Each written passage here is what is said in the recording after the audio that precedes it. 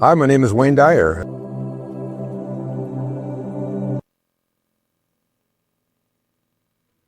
Tonight and every night for the rest of your life, I want you to take the last 5 minutes before you go off to sleep and realize that you are about to program your subconscious mind. All right?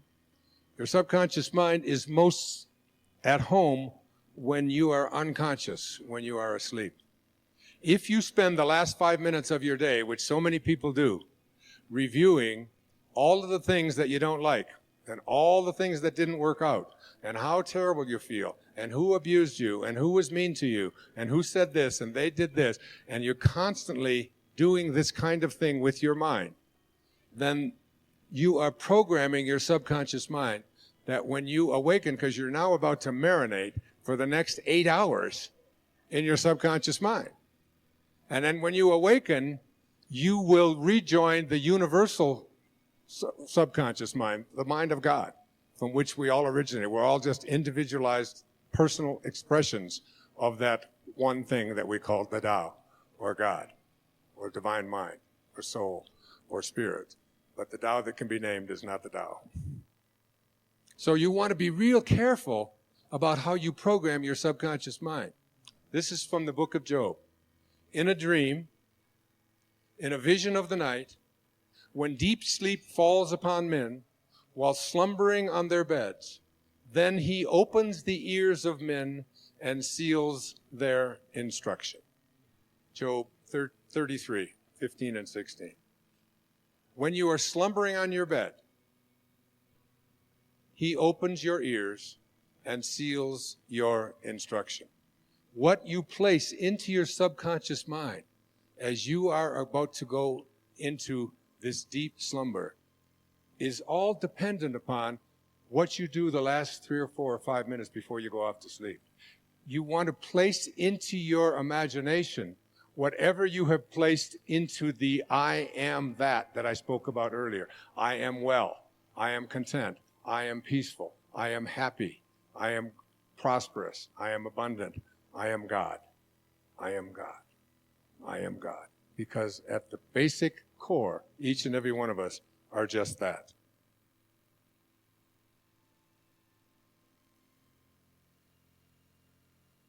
It's like if you just close your eyes and just listen to this meditation. It's from the book 3 Magic Words. Here's what I'd like you to say to yourself at night. I know that I am pure spirit, that I always have been, and that I always will be. There is inside me a place of confidence and quietness and security where all things are known and understood. This is the universal mind, God, of which I am a part, and which responds to me as I ask of it. This universal mind knows the answer to all of my problems. And even now, the answers are speeding their way to me. I needn't struggle for them. I needn't worry or strive for them. When the time comes, the answers will be there. I give my problems to the great mind of God. I let go of them, confident that the correct answers will return to me when they are needed. Through the great law of attraction, everything in life that I need for my work and fulfillment will come to me. It is not necessary that I strain about this. Only believe. For in the strength of my belief, my faith will make it so. I see the hand of divine intelligence all about me, in the flower, the tree, the brook, the meadow. I know that the intelligence that created all these things is in me and around me, and that I can call upon it for my slightest need. I know that my body is a manifestation of pure spirit, and that spirit is perfect. Therefore, my body is perfect also. I enjoy life, for each day brings a constant demonstration of the power and wonder of the universe and myself. I am confident, I am serene, I am sure. No matter what obstacle or undesirable circumstance crosses my path, I refuse to accept it, for it is nothing but illusion. there can be no obstacle or undesirable circumstance to the mind of God, which is in me, around me, and serves me now. This is the great lesson. Know this within you. When Herman Melville was writing Moby Dick, he wasn't writing about a man looking for a whale. He was writing about a man trying to find his higher self. He said these words, "For as this appalling ocean surrounds the verdant land, so in the soul of man lies one insular Tahiti, full of peace and joy, but encompassed by all of the horrors of the half-lived life." In every moment of your life as you leave here today, you have this choice. You can either be a host to God or a hostage to your ego. It's your call. Thank you. God bless you. Namaste. Thank you.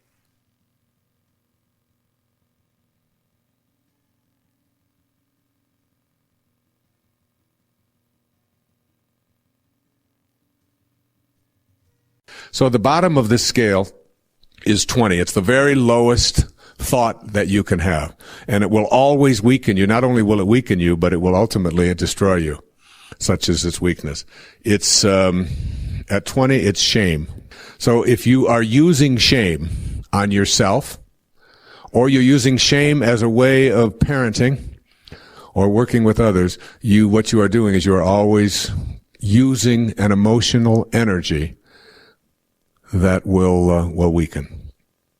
The emotion that accompanies shame is called humiliation. And the life view is one of misery, and the God view, the view of God, is one of despising. God despises us. We are ashamed. There's something wrong with us. The next level up, which is very, very low and will always weaken you, is 30, is guilt. Feeling guilty. The emotion that accompanies it is blame. The God view is one of God as vindictive. God is punishing. And the life view is one of life is evil. There's something wrong with life. The next level up is one that's called 50. And this level is the emotion that accompanies that is despair. So that apathy and despair go together. The God view is one of God as condemning. And the life view is that life is hopeless. There's not much that we can do. The next level up is 75, which still weakens us. It's grief. The emotion is regret. God's view is disdainful. And the life view is one of tragic. Life is tragic. We are now moving to 100, which is called fear. And the emotion that accompanies fear is anxiety. The God view is one of punitive. God is punishing. And life view, frightening. Life is frightening. Now we move up to 125, what he calls desire. And the emotion that accompanies that is craving. Always wanting to get someplace else. The life view is one of life is disappointing. And the God view is denial, denying. Now we move to 150. We are still at emotions and thoughts that you have that will weaken you. At 150, the emotion that accompanies it is hate. The life view is that life is antagonistic.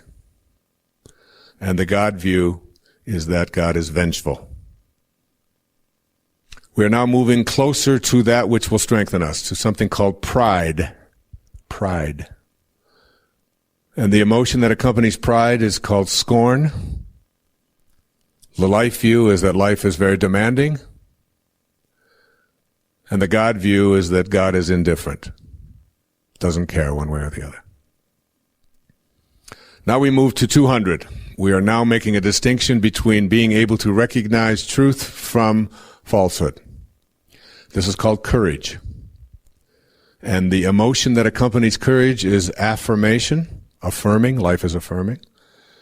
The life view is that it is feasible. And the God view is that God is permitting. God allows us. All right. Now we move to 250. We are now talking about emotions and thoughts which strengthen us. At 250, trust is the emotion. Neutrality is the level of thought. The life view is life is satisfactory, and that the view of God is that God is enabling. God enables us. We move now to 310, what he calls willingness. Willingness. Whereas the emotion of willingness is something called optimism, an optimistic view of life. The life view is that life is hopeful. And the God view is that God is inspiring. Now we have moved from God being despising and vindictive and punitive and vengeful and indifferent and permitting and enabling to now God is inspiring. At 350, acceptance, the emotion is forgiveness. I accept and I forgive. The life view is that life is harmonious, and the God view is that God is merciful. Mercy. We now move to 400, where very, very few people ever get to, called reason. The emotion of reason is understanding. The life view is that life is meaningful. There's a meaning to all of this. And the God view is that God is not only merciful and inspiring, but God is wise. Wisdom comes with knowing God. Now we move to 500, which we're talking about a handful of people. The level is called love. The emotion is reverence. The life view is that life is benign, non-cancerous, non-debilitating. And the God view is that God is loving. At 540, the level of joy, where there is sadness, let me bring joy, remember. The emotion is serenity, a sense of just being serene in life. The life view is that life is complete. I am complete. And the God view is that all is one. All is one. At 600, the level of peace, the emotion is bliss.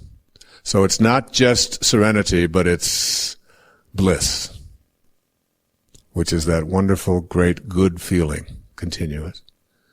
Life view, life is not only complete, it is perfect. And the God view, all being. And finally, enlightenment, between 700 and 1,000. The emotion that goes with the sense of enlightenment is what he calls the ineffable. Ineffable. Life view, everything is. There's no judgment. And the God view, self. The self is God.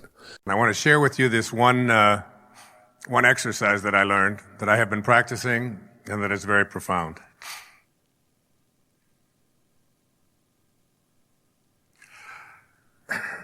If you want the qualities of your higher self, remember, I'm speaking here now about God, the God within you, the almighty, omniscient person that you are, the energy that is your birthright, but you have lost sight of because of your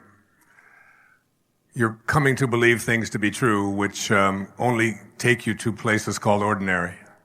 If you want the qualities of your higher self to flow down into your lower self, you're going to have to bring your imagination into play.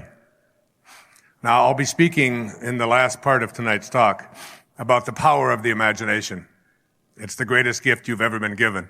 And everything that exists in the physical world once started in someone's imagination, including you. If you want the qualities of your higher self to flow down into this lower self, where you can become this almighty, omniscient, omnipotent being, you're going to have to bring your imagination into play. You are down here on earth. Using your imagination, you focus on your higher self in the world above and picture him looking down at you. In other words, from that higher level, you look down and see yourself and the imperfect conditions in which you live.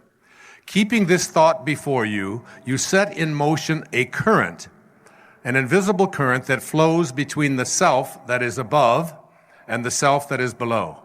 In this way, you are restoring the vital link between you.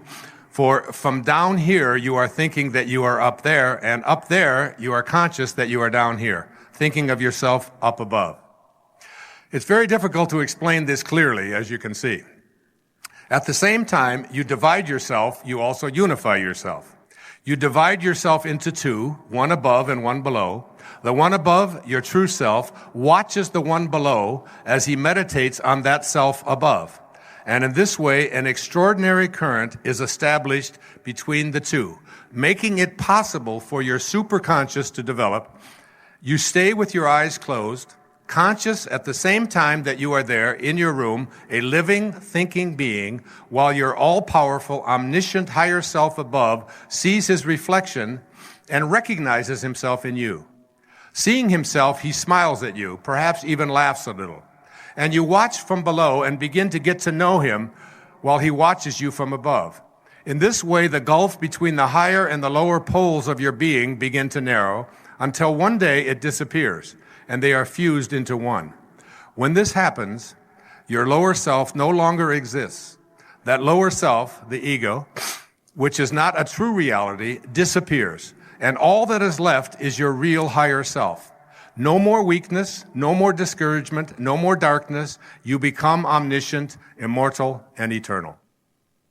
Now, it sounds like, well, I'll just go ahead and do that, and it's all going to just work out for me. But what I'm really saying here is that it's an exercise that if you begin to practice it for about 30 minutes a day in your meditation and begin to picture this higher part of you, your origination place, the spark of God that is you, where you came from. Not just because I'm speaking from a spiritual perspective, but whoever the quantum physicists are that are watching and listening tonight, whoever they are as well, they all know that it is an invisible field of energy from which all things originate, to which all things return. That is your essence. It is your true self.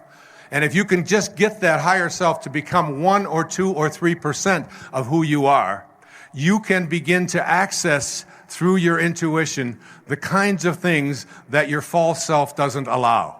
Muktananda called the ego the false self because in those first 9 months of your existence, from that spark of God that you were, when everything that you needed for this physical journey was handled in there in this miraculous way that is just too profound and too mysterious for us even to begin to fathom, isn't it?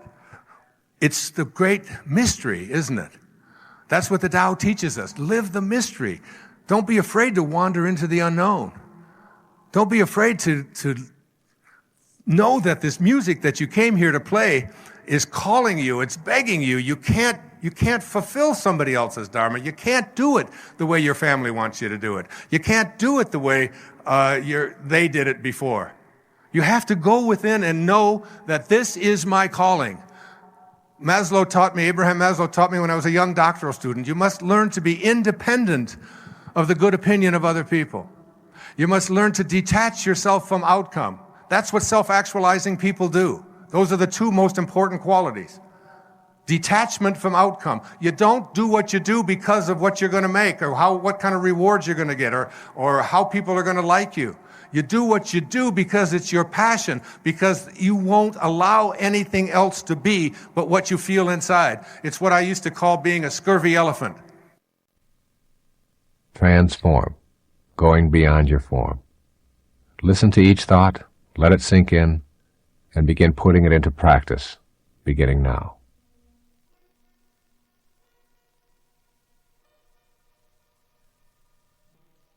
Number 1, Know in your heart that there is an invisible intelligence in everything, and you have the power to make contact with this divine intelligence and create a life of bliss. There is something divine that rolls through all things. You can't get a hold of it? A little seedling has treeness in it when it is put into the ground. You can't see treeness, you can't see the tree, yet you know it is in there. And same with you. You have greatness. You have an energy that is so powerful, and it flows through you and in everything that you come into contact with. Know it, begin to trust it, and you'll find yourself experiencing transformation in your life. Number 2, this is your sacred quest. The doorway to higher levels of awareness in your life opens inward. And most of us spend our lives facing the wrong way, looking outside of ourselves for the solutions to our problems. Where inward, in that silent, quiet, empty space within, is where the universal intelligence lies. It is where your essence as a human being is. Begin to look inward rather than outward each day. Number 3, become aware that there are no accidents in our intelligent universe. Realize that everything that shows up in your life has something to teach you. Appreciate everyone and everything in your life. You need to begin looking inward at who you are and why you are here, instead of outward at the physical world or anything in it. Make this a day of appreciation, a day of being in awe and bewilderment of everything that you come into contact with. Appreciate your liver, appreciate your eyes, appreciate your legs, appreciate your mind, and everything that you come into contact with. Instead of judging it, just appreciate it. Number 4, draw your inner energy from the beauty that surrounds you. When you do so, this energy reception will become a source of strength and sustenance in your life. As you begin practicing beauty appreciation and seeing it in all things that you encounter, including all people, as you begin to see the fullness of God in everyone rather than something to judge, you'll find a new kind of bliss in your everyday life. Number 5, be peaceful. Experience silence, meditate, and really listen to God. The result will be that you will find the solution to each and every one of your problems, whether it be related to relationships or finances, health or self-image, all within yourself.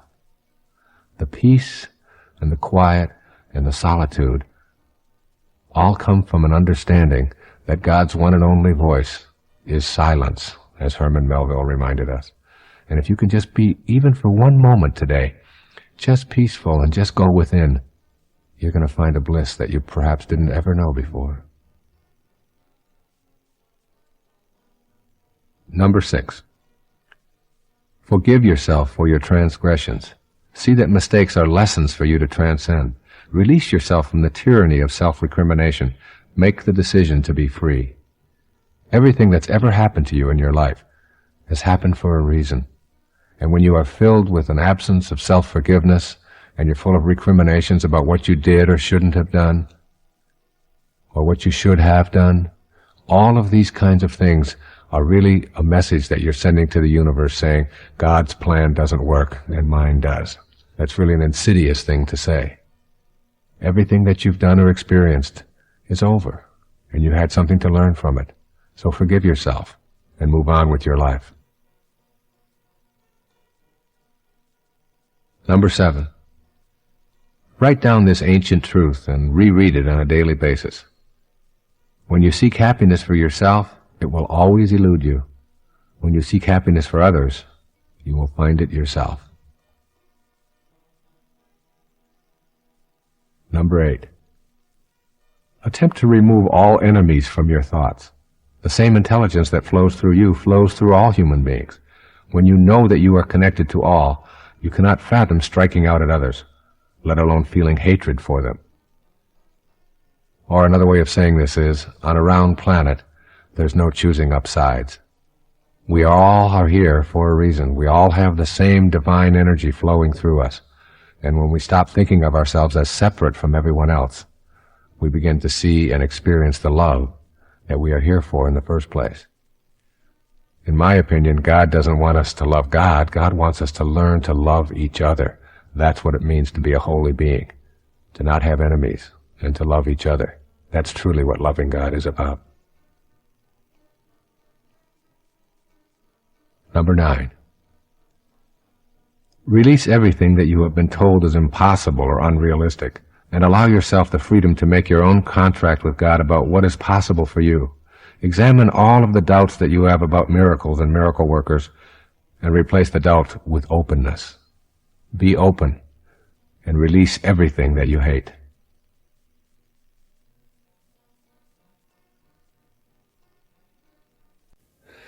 Learning to think from the end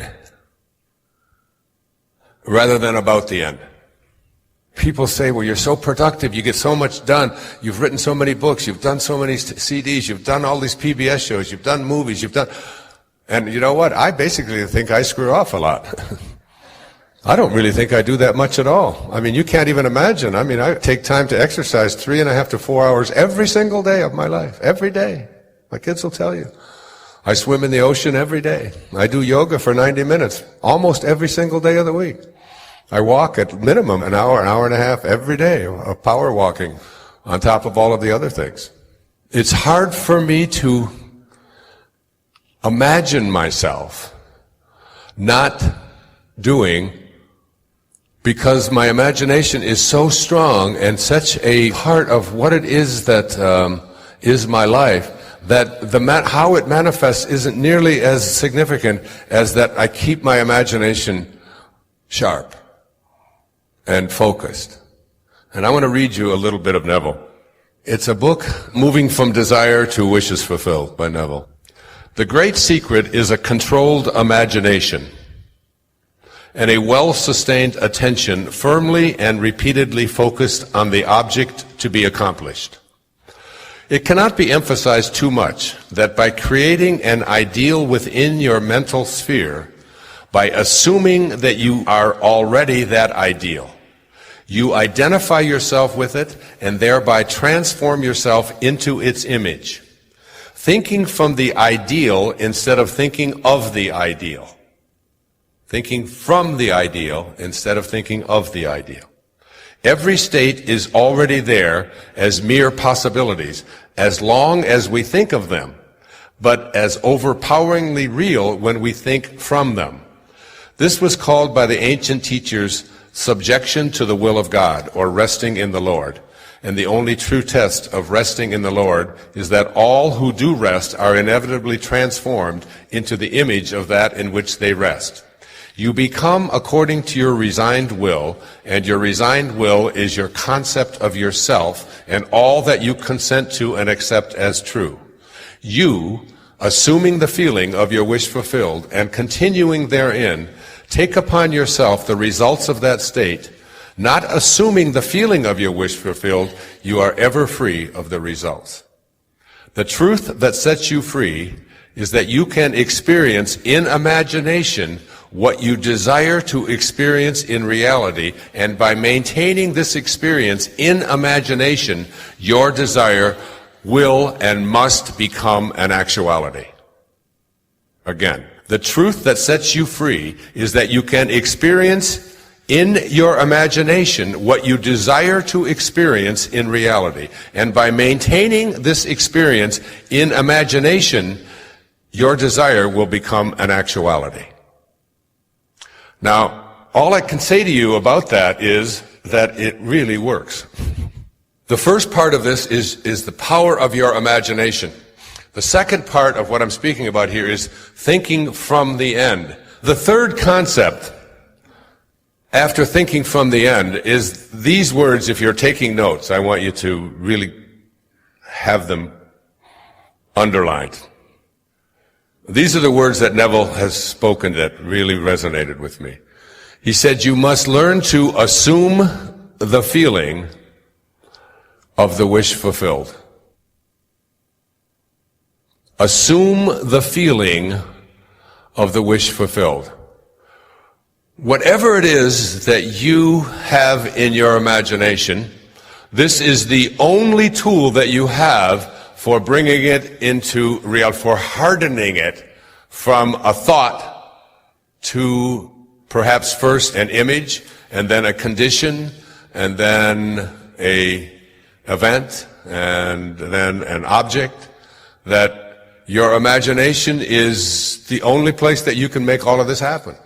If it's the weight that you want to lose, if it's the addiction that you want to overcome, if it's the relationship you'd like to fix, whatever it is you'd like to create, he gives some very specific examples of how this can work.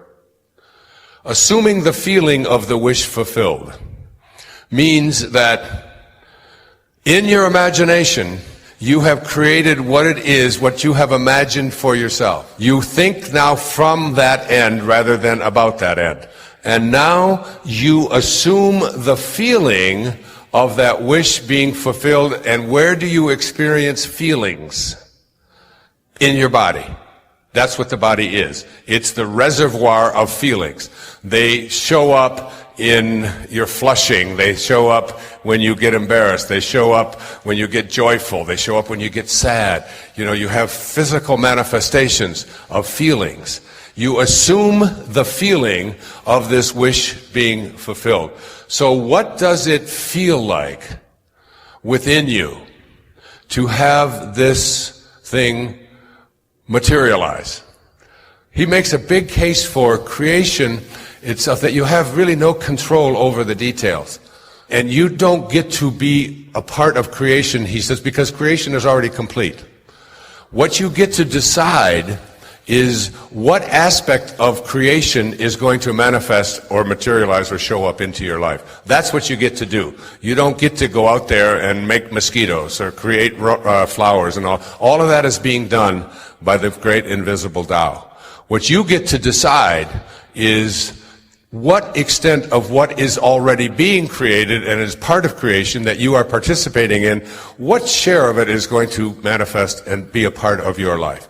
And you do this through the assumption of a feeling of a wish fulfilled. So that you imagine what it is that you would like to have or to be or to manifest. And you imagine this for yourself. And then what you do is you feel it in your body.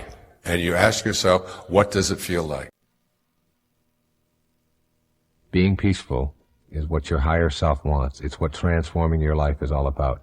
And any thought or any belief that you have that keeps you from peace in your life is one you want to discard, no matter how long you've had it or how much you've cherished it or what the tradition is in your family or in your country. If it doesn't bring you peace, then you don't need it. Judge not. If you see someone who is very different from you in physical appearance or in age or in economic status, use your mind to send them love rather than a judgmental thought. We have so many of those judgmental thoughts when we see someone who is older, when we see someone who is younger, when we see someone who has a different custom than we have, when we see someone who wears different jewelry or has body decorations or something that we don't go along with. When you see someone like that today, whoever they may be, whether it's someone who is begging on the street or whether it's someone who is wearing a certain kind of clothes or acting in a certain way as you're driving, try not judging them and just seeing the unfolding of God in them. Try sending them love rather than judgment. Begin to change the vocabulary you use to describe yourself and your expectations. Instead of saying maybe, if I'm lucky, or perhaps, and one never knows, use words and phrases such as absolutely, certainly, and I know I can. When you use these kinds of words that reflect an absence of doubt, you're going to begin to conduct your life in the very same way.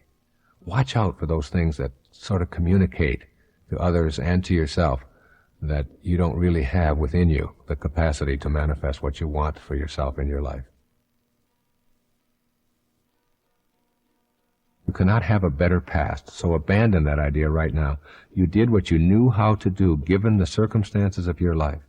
Instead of indulging in regrets, let your thoughts remain on love and let your actions stem from that love.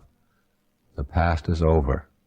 and you did what you knew how to do, and you no longer are that person. So don't fill yourself with blame and angst about what you might have done in the past. Learn from it and know that you are a new soul today. Learn from it and know that you are a new human being today. Let go of all the beliefs that convince you of your inadequacies and shortcomings. Clean out that closet of worn-out loyalties to what you can and cannot do. Just open yourself up right now in this moment. Just be.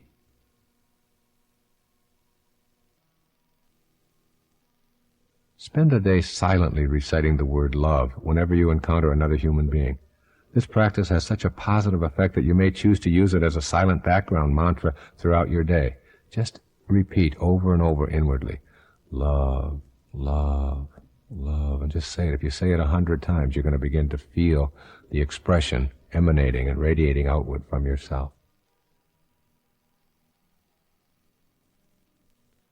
Make an attempt to shift your career objectives from self-absorption to a calling.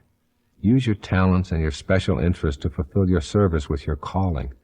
Your life work will take on a dramatic shift toward abundance, and you're going to begin to feel that you are on purpose. You have a calling. You are here for a heroic mission.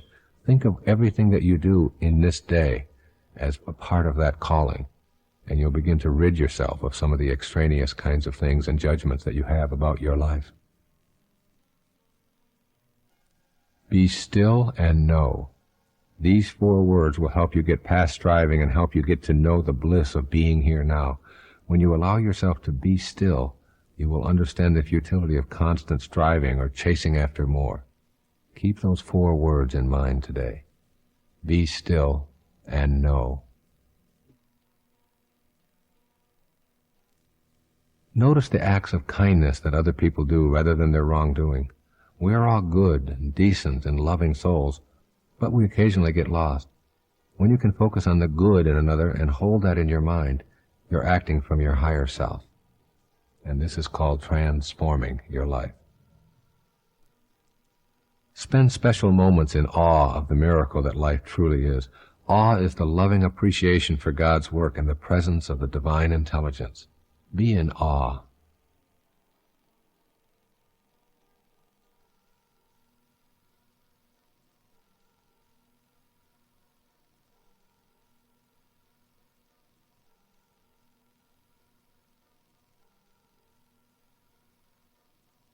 How can you surrender and let go and become detached from the outcome and the stuff that you seek after in your life?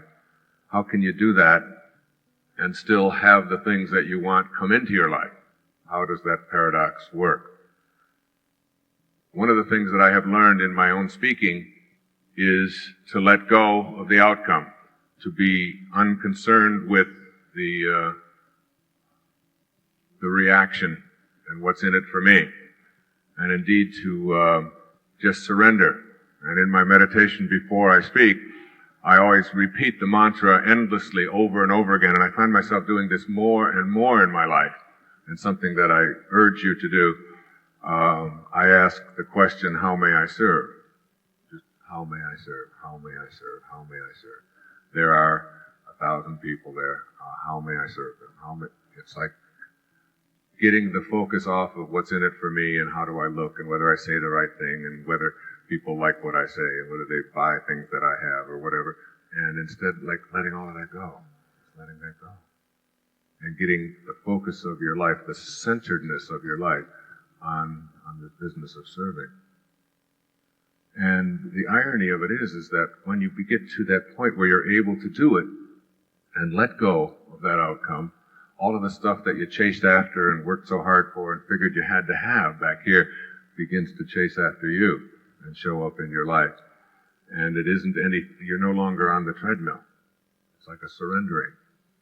And so that's what I do when I come on stage. And it's almost as if God says to me, it's like, as long as you stay on purpose, you'll never stumble.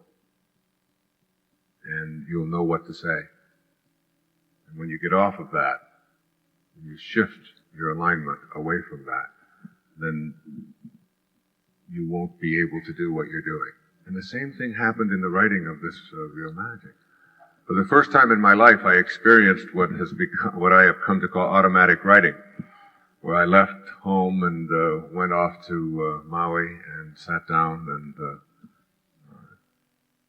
in 8 weeks' time just produced this book without any struggle whatsoever, not one moment of struggle.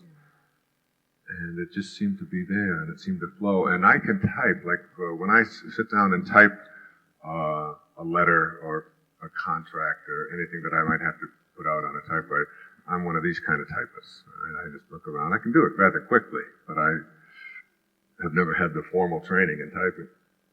But when I write at this little typewriter, I can go along and close my eyes and write at 70 and 80 words a minute when you get into that automatic. And I can't tell you how I do that, because I had completely let go.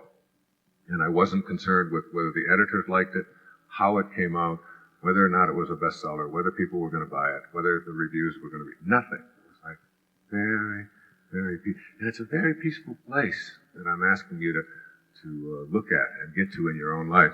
I learned to do it about 10 years ago when I really honed this, and that was when I was speaking in Houston. There were about 3,500 people who had all paid a lot of money to come and hear me, and it was an evening with Wayne Dyer. And I had all my notes all arranged in exactly the way I wanted to, and everything was just exactly perfect. I was backstage doing the pacing that you do before you go on, and the meditating and the breathing, and just getting yourself relaxed, and the sort of divine guidance that you're seeking. And I realized that I didn't have my notes. They were gone. Yes. And they were back in the hotel room, which was 30 minutes away, and I was going on in 10 minutes.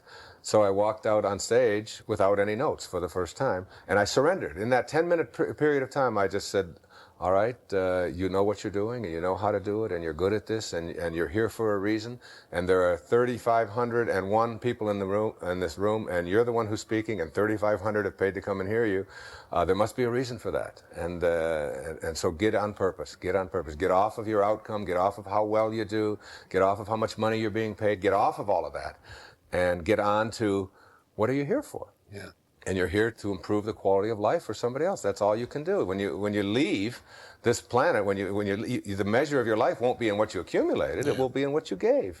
Since you can't get anything anyway, it's in giving. So I surrendered, and that was the beginning for me of surrendering. I've never used notes since in my life. It's not that I'm not prepared. I meditate before, and I know what I want to do. See, what you have to learn is that I read a wonderful line when I was down in Australia by an actress who was talking, and she concluded it with, she said, if you want to make God laugh, tell her your plans.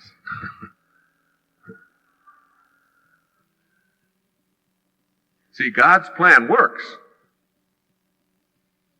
essentially, and yours doesn't. Basically. It's like becoming a spiritual being really means shifting away from your plans and allowing yourself into this divine perfection.